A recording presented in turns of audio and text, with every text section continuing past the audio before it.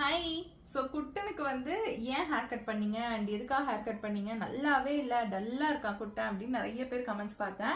So அதுக்கான reason வந்து doctor தான் சஜஸ்ட் பண்ணாங்க, அதனால தான் பண்ணோம். லாஸ்ட் டைம் செக்அப் போகும்போது அவனுக்கு வந்து குட்டி ரேஷஸ் வந்து இங்கே இருந்ததுங்க, முதுகில் இருந்துச்சு.